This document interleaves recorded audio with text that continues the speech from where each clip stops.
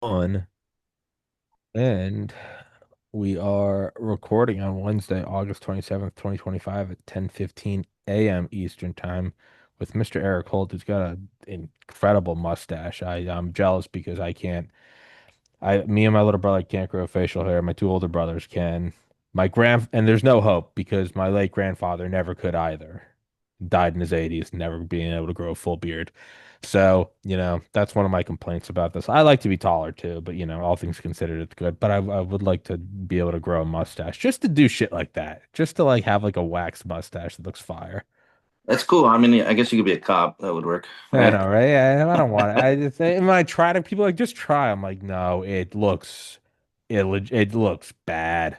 It looks like a kid taping like hair to his face to get into a bar. So it has nothing to do with what we're talking about. But I, Hey, we could talk yeah, mustache tips for hours, yeah, we'll man. teach This you that. is Dude, that's how a lot of shows go, man. As people come on, we don't address anything that is like the topic. But I mean, so I guess loosely, topic would be so I've got your contact through Joe Altman and everything you're going through and have gone through, and just the broadest strokes is essentially standing up to fuckery. But so as not to put words in your mouth, I'm gonna let you introduce yourself and kind of tell everyone who you are and what it is that's going on.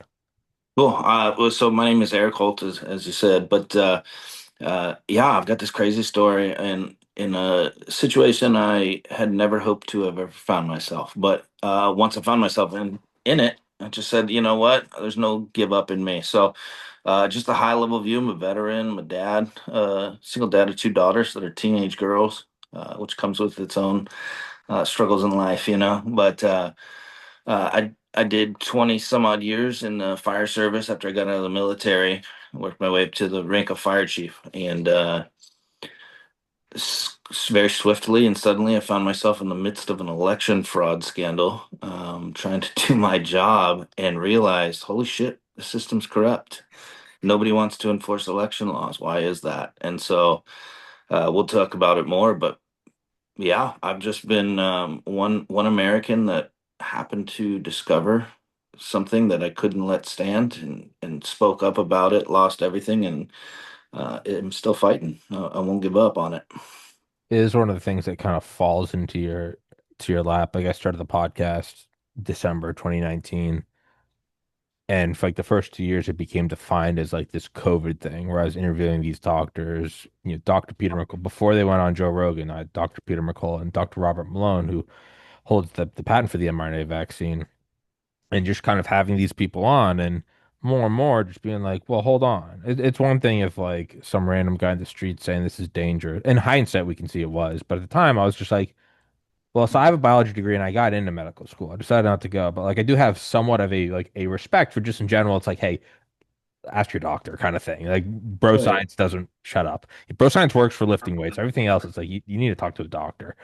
And to me, it was just very odd that I was like, so as I was climbing the rung of all of these different doctors, I was like, I had the naive assumption that, if we just had on a professional, we could iron out all the misunderstandings. Yeah, let's end this battle, right? Yeah. Yeah, I was just like, oh, I was under the assumption that I was like, oh, we just don't have like the right voices. So I was just like, yeah, I'll have them these doctor, and I mean, and the rest is history. Is just they just banned from YouTube and iTunes, and just like just this whole spiral of dog shit. And but like in hindsight, it's like, oh yeah, you had that COVID pod. I'm like, no, in no way, shape, or form was it to be a COVID podcast. I like talking about anything with anybody. Right. Yeah, I love Cold War history, World War One, World War Two, the future, theoretical, classified stuff, anything. And but it's like, well, why did that happen? And I have like enough of a brain to go, something's not okay if you have these doctors, these highly qualified, I mean, some of the most qualified in the world, and they're Yeah. saying I can't get on anywhere, and I think there's a legitimate concern with young people taking this. Well, it's now on your plate. Even if you didn't want it, it's now on your plate to where it's like, are you going to do the right thing? Or are you just going to go, it's not my problem? And it's like, you can, I don't even, it's not admirable, but I get it. To be like, yeah, I'm not touching that. But that's how a lot of this stuff unfolds. And so, and then another thing, if I didn't get banned for that, I was getting banned for like the clearly stolen election. So this stuff falls on your plate and it really falls on anyone's plate. And it's, It's a matter of what you do with it. And I would like to clarify there, it's not there aren't like happy endings where it's like it all worked out. Like Right. there are less bad endings. It was bad, and I've kind of recouped and like got it operating up on Rumble and Spotify, and it's paying my rent now. It's like okay, so it's not pure bad, but it doesn't all come out in the wash, where it's like the Yeah. movie where it's like, hey, the good guy. No, no, no, no, no. Often not. Best case scenario, you can like break even. And is any of that anywhere close to your experience? What was it that you experienced for the people that are listening? Yeah, I mean, to answer your question, no, I've done nothing but suffer loss since. Yeah. But so I was a fire chief in a mountain town, basically, in a very tourist populated area. And we had like 6,000 normal residents or full-time residents. But the I had taken over for what was already chaos, but we built something like pretty amazing. And then local elections happened for our board of directors for the fire department. And like when I talk about election fraud, it blows my mind still because of the 2020 stuff, right? Like I remember all that. I remember Tina's story, Tina Peters, and like all that coming out in Colorado. And I wanted nothing to do with it. I voted, I did my civic duty and left it be. And I'm like, how the hell did I end up in this seat today? It's because like I'm a veteran. I mean, I think everybody that's ever taken that oath and been in the military is like, yeah, there's a core fundamental belief in what our system is, and you're willing to give your life to defend it. So I'm sure that has to do with it. But for me, uh, basically, like election fraud took place on high definition security camera. And I'm the one that like heard the complaints, went and pulled the security footage from a third party company that like had the security system at the fire station and sat down and reviewed it after my girls went to bed for like, a couple of days because it was like 40 some odd hours. It was Yeah, a, yeah, yeah. a 12-hour election on multiple cameras. And so I like just had this sort of burning like civic duty to do so. Um, and like I said, I can literally picture myself sitting there just like mouth wide open, just like everything that people have said like about election security is true. Like it's just I'm watching an election be stolen, right? And so I had to make a decision on what to do. I called the DA's office after consulting with like the attorney that represented the district, which becomes kind of this bigger scale thing as we get into the court battle. But I consulted the attorney. The attorney was like, "Well, I'm going to report this. You know, it was our law firm's responsibility because they were hired to administer the election, uh, to report it. But then I have a conflict of interest because my law firm represented it, and I represent the district. I can't do both. So, she guided me on basically what is citizen speech and doing all of that. Um, I provide it to the DA. I give, testimony to it in meeting with a law enforcement officer at the DA's office. And I think, all right, I did my duty. Like, yay me, right? Like, I investigated all this. I put it all together and I handed it on a silver platter to law enforcement. And they were like, I was like, go back to doing my You job. did the handed in the book report. Yeah. Yeah, very good analogy there. I'm a good boy. Yeah, and everything since then has made no damn sense. I'll tell you that. So for the first time, I will talk about this right now. I just recently discovered. So, um, actually, let me finish out kind of the story of how we get to this. Uh, I give it to the DA.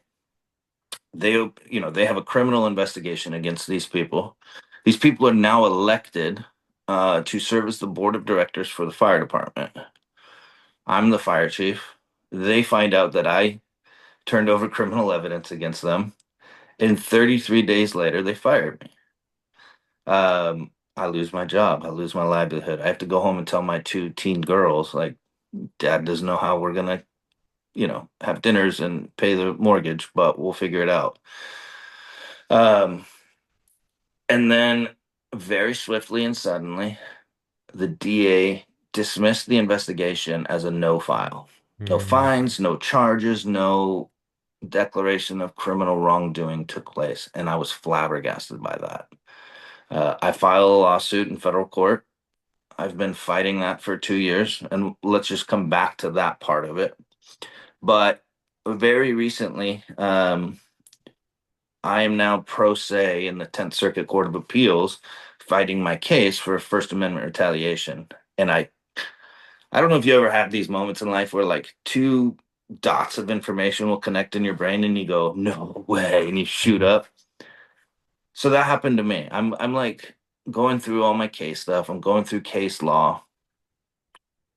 And the law firm that represents the individuals that uh, committed election fraud is called Vaughn and DeMuro out of Colorado Springs, Colorado.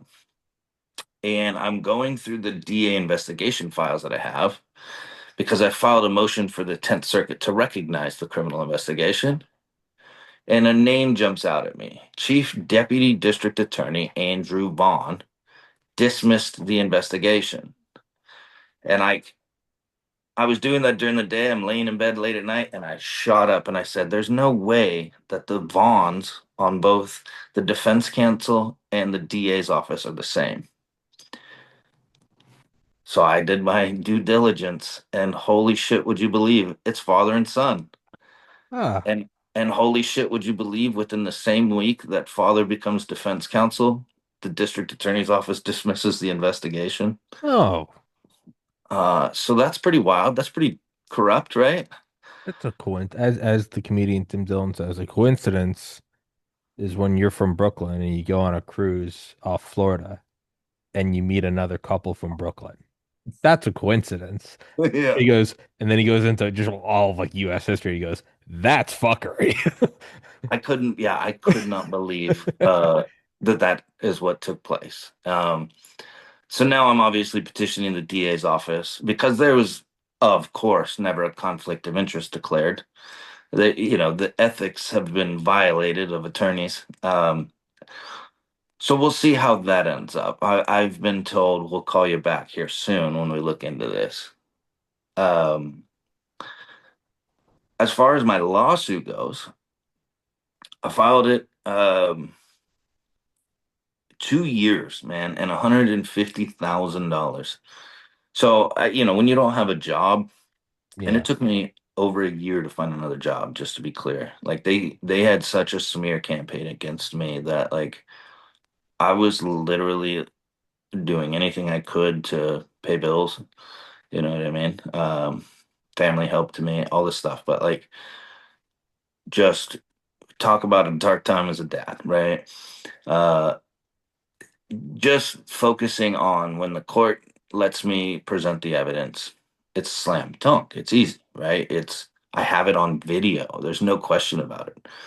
Uh, and to be clear, what they did to fire me is freeze bank accounts of the district. So May 25th, 2023, these people take their seats. May 26th, the next day, they freeze the bank accounts of the fire department. On Memorial Day weekend in the mountains of Colorado, the highest tourist weekend of the year, and when a bill didn't get paid, which ended up being the insurance bill, they fired me for that. Uh, they weren't even authorized signatories on the bank when they took that action. So they committed bank fraud to set up this sort of scenario, right? And then fire the guy that.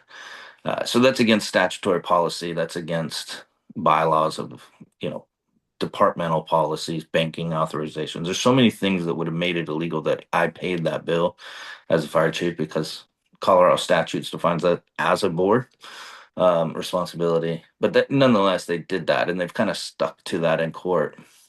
And then Judge Nita Wang, or Joe says it's pronounced Wong. Who same judge he had battles with. We discussed on his pod.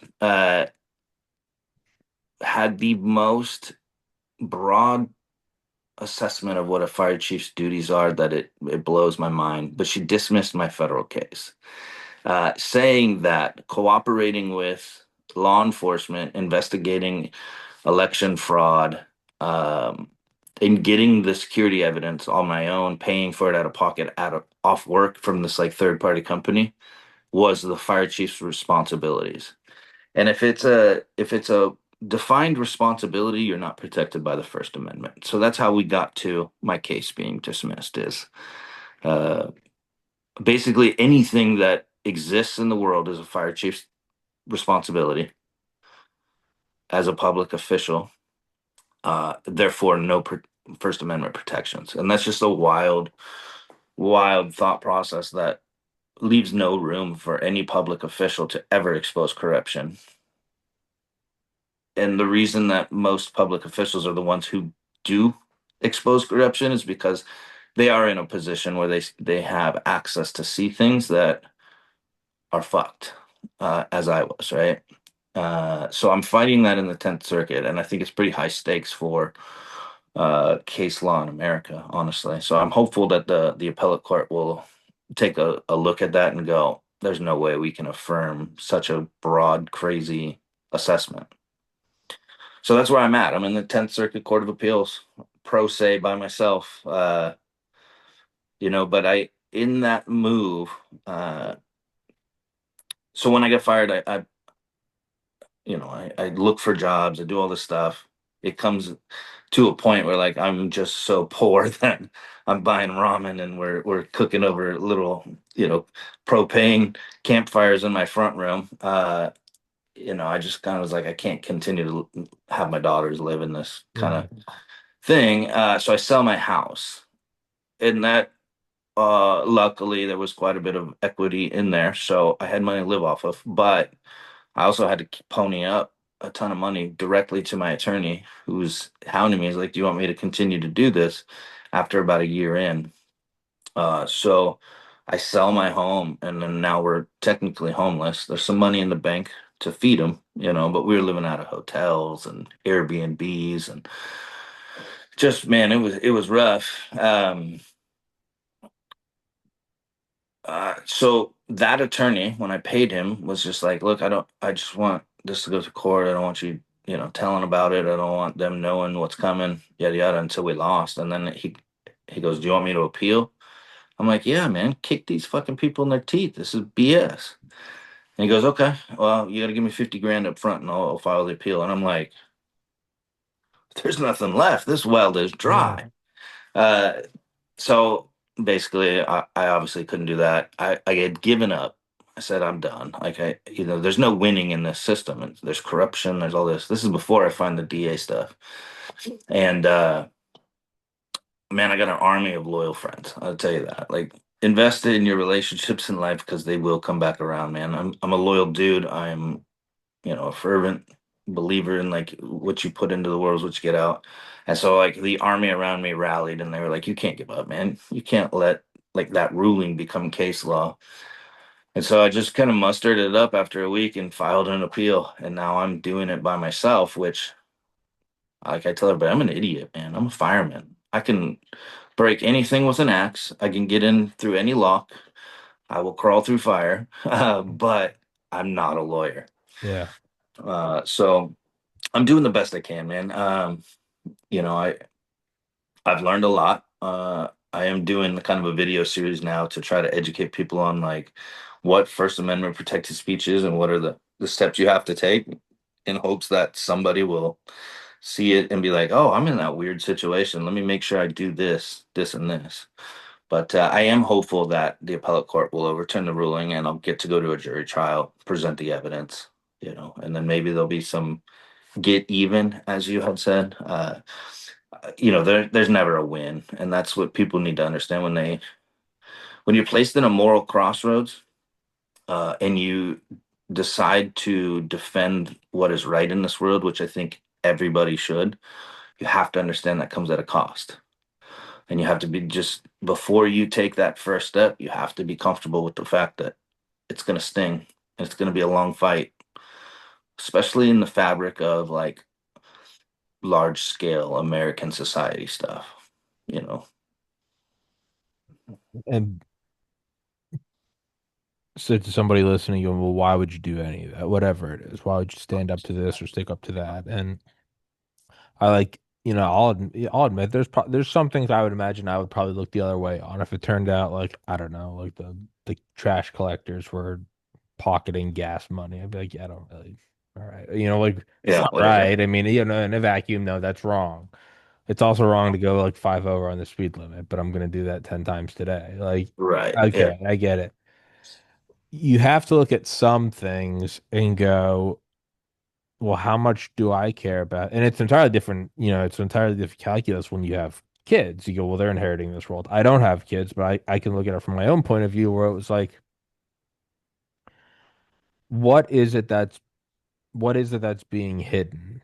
And to me, it was, oh, there's corruption in big pharma. You're like, yeah, no shit. Were you born yesterday? There's corruption Right. yesterday. Grow the fuck up. Like, oh, it turns out cigarettes are bad. It's like, well, yeah, I mean, okay, yes, sure, the doctors all lied about that in the 40s, but I mean, come on, you're lighting something on fire and nailing it.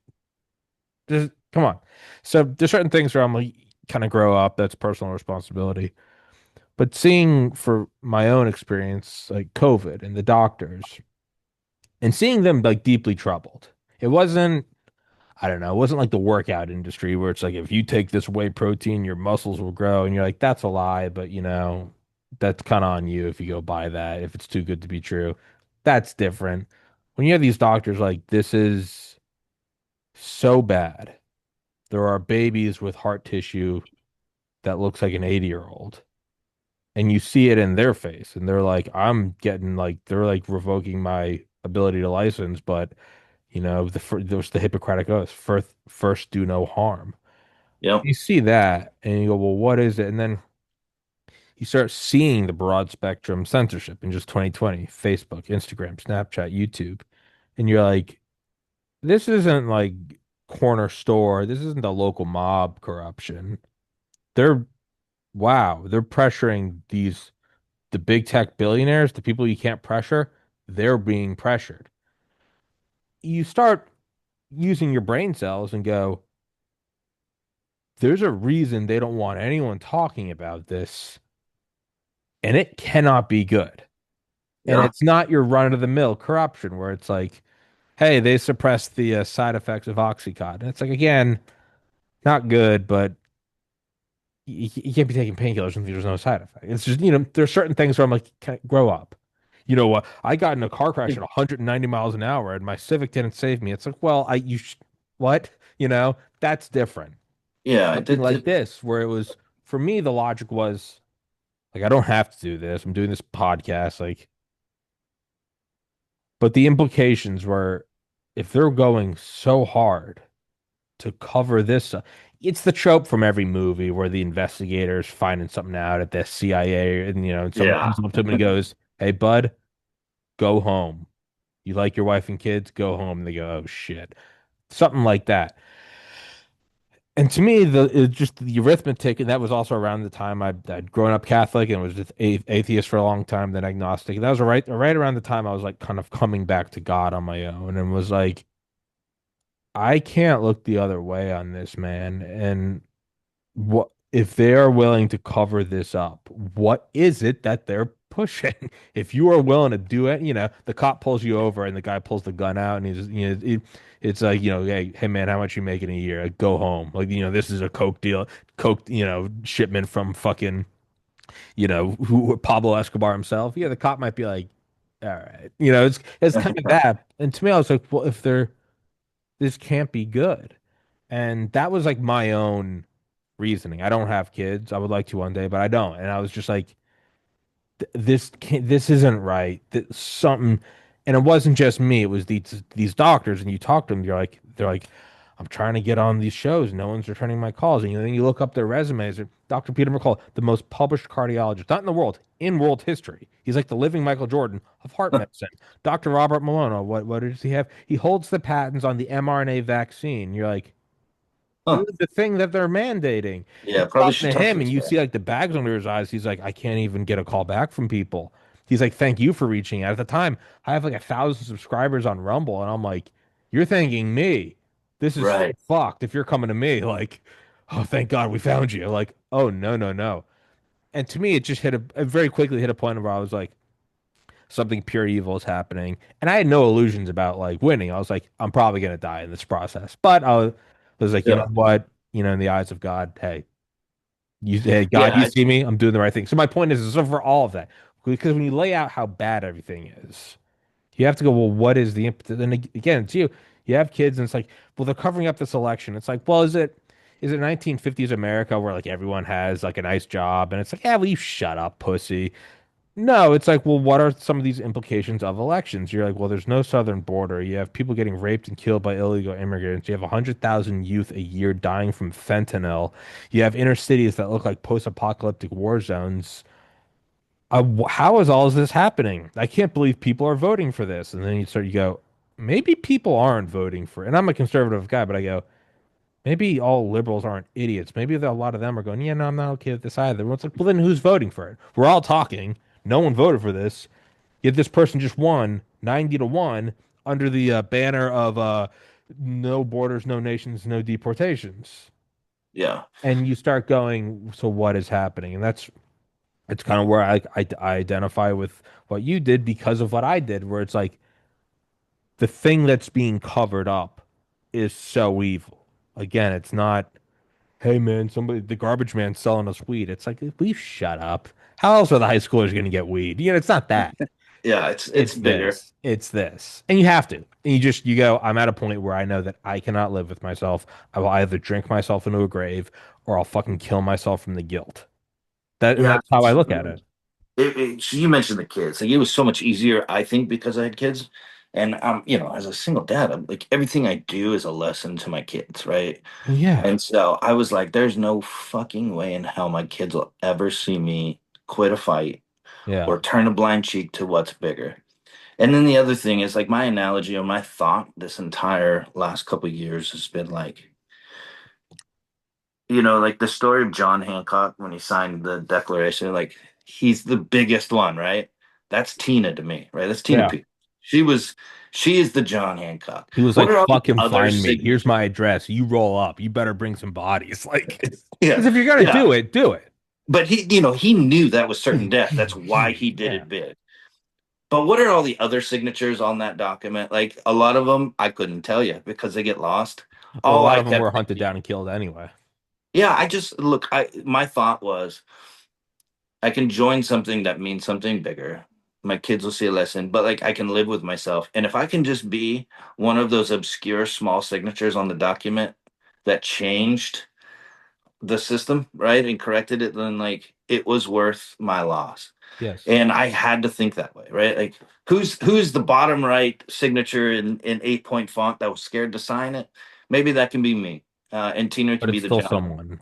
Yeah, I'm still in the fight. Like and my fight is somewhat this is one thing it's been impossible to find some help because I am sandwiched between ideologies. Like free speech um is predominantly fought by the left. An election fraud and integrity is predominantly fought by the right. And so I'm sandwiched in between those. And then when you talk about national politics, you're talking about Dominion and Smartmatic and all. Diebold, yeah. Yeah, right. And mine was a local election with paper ballots, but like my whole point is if a local election can be cheated, like it's literally on video and I've been sharing it, which we'll share, I'm sure. But is an election judge is literally like telling people committing election fraud right in front of her face. They're like, I'm not going to enforce the rules here, right? Yeah. So if that can happen locally, it can happen in a county. And if it can happen in a county, it can happen in a state. And all of a sudden, we have no election that matters. And that's my fight. And one of my buddies, Clay Martin, former Special Forces sniper, real fucking hardcore assassin, dude. Um, but it's not his idea. There's some trope. I don't know what it's called. There's some repeating theme throughout all of human history. But it's almost like it's almost like Oedipus in the sense where he was like, It's like, a war is breaking out in the local, whatever, it's 500 BC and you're in China and a war is breaking out in the local town and all the other guys your age are going to go fight and, it could mean death. And I'm going to go become a monk in the monastery and you go become a monk in a monastery 1,000 miles away. And eventually, though, somehow or another, that war or some spin-off from that war ends up at your monastery and you have to face it anyway. And oftentimes you have to face it with interest. So it's actually Yeah, now much worse and the stakes are much worse. And it's the idea that you are presented with certain challenges in this life. You can call it God, you can call it multiple gods if that's your cup of tea. You can call it the universe, you can call them quantum mechanics or whatever. You can call it what you can call chance. So it seems a pretty high chance. yeah, It comes to your door and you have yeah, to do something. And it's, and one of the guys I talked to, I think 2021. Dr. Keith Rose, and I hate Dr. Keith Rose because I'm so jealous of him. He's like 6'4", handsome, special forces turned doctor. You're just like, oh, fuck off. yeah. Come And on, he has guy, a you won. podcast that he has a voice like Silk. You're like, oh, well, you fucking. He's an incredible human. And I remember talking to him, and he was special forces, black ops shit. And he was like, what you're doing is the right thing, interviewing these doctors and helping. He's like, you're helping build out this network. And I was like, yeah. And he was like, just remember that all sacrifice is transactional, but not necessarily in your life. And I was Yeah, like, well, what do you mean? And he was like, you do the right thing. It doesn't mean it's going to come out in the wash and be a happy ending. He's like, you could very well die. A lot of people die in war and they don't see the end of the war. absolutely. And you just have to be okay with that.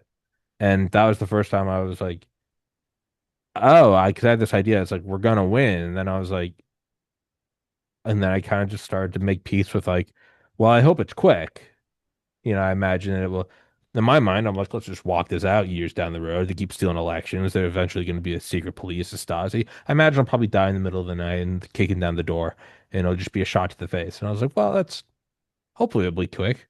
I don't want to like I don't want to be tortured, but you start to kind of make peace with that. And for people listening, and they might think like, oh, that's, roll your eyes. Like, that's not how you think. And it's like, well, no, because you have to walk it out to the nth degree. You have to go, if I'm going to do this, am I going to do that? If I'm going to do this, am I going to do that? Am I okay with just signing this thing? Or do you have to walk it out and go, if we sign this document and then we don't win and the world's greatest imperial naval power, they're gonna hunt us down and they're gonna fucking kill all of us. You have to walk it out, all of the steps No, and then make your decision. And that's, I can say, well, you should do the right thing. But I mean, that's a human decision that is your own free will. But you have to walk it out, all of the steps, and go, okay. And that's for me when I was like, I want to get into med school. I went to the University of Georgia, the number one party school in the nation, 30,000 beautiful Southern girls.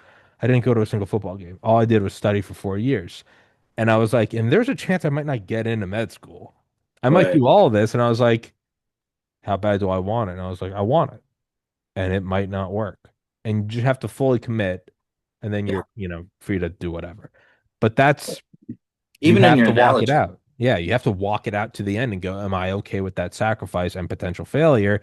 And for me, it ultimately boiled down to like, I don't even think I'd be able to live with myself if I didn't. I think I would bully yeah. myself if I But didn't. your Arkham's razor there doesn't change either because peasants get killed in genocide, right? That's the So other thing is I didn't do anything against the wall. yeah, exactly. So like if you're gonna be a human on this planet, and especially in the United States of America, like you better be willing to fight for something. Because if totalitarianism comes in and like you're just not deemed savory on one day, you're dead anyway. So might as well have lived for something, right? Yeah. That I mean, man, and again, when you have kids, it's like my entire existence is to make sure that their uh, future is bright, right? Yeah. And again, I could care less about election integrity in 2020, Yeah. You're like, eh. right? Like I Uh, had bills to pay, and like I wasn't in the midst of it, right? and you always kind of assume you go you read back in any election, JFK, how he won Chicago was kind of shady. Yeah, I bet there's been election fraud since the dawn of time. Yeah, like, I get it. There's Right. but something like that was so. in your face. You're like, this isn't the normal Yeah. The 2 allowance a.m. of Yeah. bullshittery, you know? Yeah. And I like, look, man, I remember like going to bed and what is it? I stayed up all night Election watching day. it. I did not because I was like not even that into it, right? It's like, oh, he's gonna win. Um, and like waking up and going, oh, that doesn't make any sense. I'm angry about this because it doesn't look realistic to like what our world is, right? Like probabilities can get you through 99.9% of the everything that happens on this planet. Um, whether again, whether you believe in sim theory or you believe in God or you What? believe in Yeah. yeah, whatever. Like coincidence in nature doesn't happen a whole lot. No. And when coincidence on top of coincidences, it just I think everybody, if they're honest with themselves, goes, whether you voted for Biden in 2020 or you voted like American politics just said is what is most advantageous to you in this moment. And we can't live that way, man. You got to be smarter than that. That's why the two-party system separates everybody. What's like the one? I was 11 when it happened, so I don't remember much, but what's like the one common refrain you always hear across every spectrum, whether you're American or not, about 9/11? And then you saw the second plane. Yeah, Nobody went, that's coincidence, you conspiracy theorist. You right. went two tall towers, middle of the urban capital of the planet, in the richest, most powerful military hegemon in the planet, 10 minutes apart. Yeah, That's I was a coincidence. sophomore in That's high that's school. co that's coincidence, buddy. No, it's Y- fucking not. And some people go, well, George W. Bush stole that election from Al Gore, the hanging chads, and I go, and what happened? We ended up in a 20-year war, losing $7 trillion, 7,500 soldiers, and killed roughly 1.5 million civilians. Yeah, Yeah, I would say there are some consequences. That's not a good example. yeah, and so I've always stayed Like, away from that because like I was a sophomore in high school. Like I remember collectively being conscious enough and like adult enough, I guess, to realize in the same second with the rest of the world that like, oh shit, this just changed our world. uh-huh, yeah, sure. And what has come from that has shaped my life so much, man. I like literally met a recruiter the next day. I ended up in Yeah, Iraq in 2005, yeah. like almost as early as I was age appropriate to go. Like it was pretty rapid that escalation and have fought terrorism my entire adult life. That came from that collective universal Uh-huh. second in time where that second plane came into the camera view and you went, oh shit. Oh shit.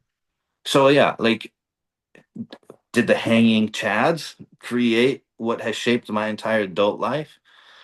Yeah, Maybe, in some maybe regard. not. But what I'd like to do is figure it out. I'd like to Yeah, what is figure that? it The the butterfly fuck. effect? Yeah, Like, I'd like to find out. And again, you go, oh, I'm not going to investigate the hanging chads. That's not my thing. Well, what happens? It's the monastery. A couple years later, you find yourself eating an MRE in Fallujah, going, maybe I should have. And what is it now? It's a lot harder than just addressing hanging chads. It comes back in spades. So it's like maybe yeah. we should have looked at that because now here I am, and I don't know whether or not that garbage can is an IED. Oh yeah, I've that is in my brain permanently. And actually a great time to have this conversation because yesterday was the anniversary of the 13 killed Uh-huh. at Uh, Kabul. Kabul. Yeah, the last war on Yeah, I did. terror Yeah, casualties, I did a basically. podcast with the guy that was there, like while it was Oh, happening. I will listen to that. Yeah, yeah. I don't know how he was able to do that, and I still don't even know if it was technically legal. Remember we did it, and I was like talking to my buddy Dale, who's retired Delta Force. Oh, I He's loved it. like, We talked about that. oh yeah, yeah, Dale. And I was like, should I have done that? And he was like, uh, I don't know. I was like, fuck. Nothing happened, but I was like, because he Yeah. was there and there's like sandbags behind him. And part of me was like, wait. I do like a lot of like veterans and history and shit. And I was like, wait, this is happening now. I'm like, that might be OPSEC. I was like, oh, fuck. Like, there might be a legitimate reason for saying, like, oh, fuck. But like, no, I mean, but even that, it's like, yeah, I mean, like, there are impacts from this stuff, man. And you can't say that there aren't. I mean, let's say, I mean, so like, it's easy to shit on like and I don't know fucking anything about it. I'm not trying to go down the philosophy of it, but I think like as much as he doesn't really seem like a great guy. I think didn't Volodymyr Zelensky didn't he like try to like do peace? Like now it's easy to say like he doesn't want peace, and I don't think he does, from my understanding. Yeah, I But I don't know. think I don't know early enough on he about him. wanted peace. Early on, even he was like, "Well, hey, let's fuck," because he was like, he's a realistic dude. He's like Russia versus like what are we doing? Right. And what we kept saying, no. We were like, no, no, no, no, no, no, no, no, no, no, no, no. And now there's a million plus people dead, and they're not just numbers. That's somebody's daughter, that's somebody's husband, that's somebody's, grandpa, that's somebody's grandson. These are all traumas that are, and guess what? All those random deaths that's still someone who at some point they're gonna go, today's the 3 year anniversary. Like it's real. There are implications to this shit, and it's easy to Yeah. go, it's national elections. It's like, no, there are real things. Well, and if you listen to Trump talk, like one, he get beat up for meeting with Putin. I think that's a huge ballsy move and needed to happen. I Why would applaud that so why much. wouldn't you meet with the Right. guy that if it's real and they also have nukes and this is a real skirmish and it might go thermonuclear, wouldn't you want the whole Cold War is applauded by when Right. people would meet with them. Reagan and Gorbachev, fucking Yeah. Khrushchev and Eisenhower. The whole thing's Oh, in applauded in by did you history. meet them? And I do love Trump's, and this may get me in trouble with people, but like You can't. How much more America trouble can first. you get in? Well, touche. I'm You're at a fighting point where for you're like, my what the fuck entire am I life, right? talking about? Yeah. Like, American might should be leveraged to broker peace, and that is his goal. Like I yeah. think that is clearly established. The left hates to give any credence to that thought, but like I think he is proving it over and over again. And I don't know Zelensky's path, Know anything what about got that. us in this, but did 2020 election results in America change the outcome of a million lives across the globe? Uh-huh. I think there's a real argument there that this war wouldn't have taken place with the art of the deal sitting there leveraging American might for peace. Or at the very least, it might have ended, even if you end it, a month in, You know, you can stop. And yeah, so I think I think listen, I think you either deal with it or it comes back with interest. It's a loan. It's a loan from a loan shark. Like they're coming for their pound of flesh, man. All right, so you look at this, you go, fuck this, and we got to wrap it up in a minute because I have another show. But like, yeah, so you look at this and you go, yeah, I'm not touching this fucking fire truth, whatever. And then all of a sudden, the butterfly effect, and 20 years later, and whatever, your daughters are stolen by, I don't know, some local warlord because the social order collapsed a decade prior. yeah. Huh. Now Hey you're man, going, I'll fight that man, fucking battle every day, right? yeah, If I knew the future. uh-huh, but you don't know the future. Yeah, So you just have to do the right thing now. And I know people don't like that, but this is how I always look at it. Worst case scenario, best case scenario, we all fucking die, man. Let's just yeah. do the right thing. It's just whatever. Um, but we got to wrap this up right now because I have another show who, as I told you beforehand, I love, which I'm an idiot. But send me the links to anything you want in the description, especially if you have like a donation page or anything. I have no idea if people donate. I want to get your hopes up, but I mean, people do listen to the show. Maybe somebody will throw you $5 if you have something for the legal fees or whatever. Um, and I will text you this when it is up. It'll probably be up tomorrow. But if you could send me any links you want me to put in the description or anything. Yeah, I mean, I'll send you those. Justice for Holt on Facebook, TikTok, and X. And then I do have a GoFundMe and a Give Send Go that is strictly for legal fees and continuing this. So I'll send those to you. Thank you, Tommy, for having me Yeah, on, brother. man. Yeah, dude, keep fighting the good fight, and yeah, it's Hey, if you see me stop fighting, that means they killed me. But other than that, yeah. I'm still fighting. But if they haven't killed you, I'll pay Dale to kill you if you stop fighting on your own volition. Too sad. I don't want that guy after me. The God damn. the blade's coming eventually. The Sorry. breacher in Panama does I not know, need to come to man. I my know. front Yeah, door. yeah.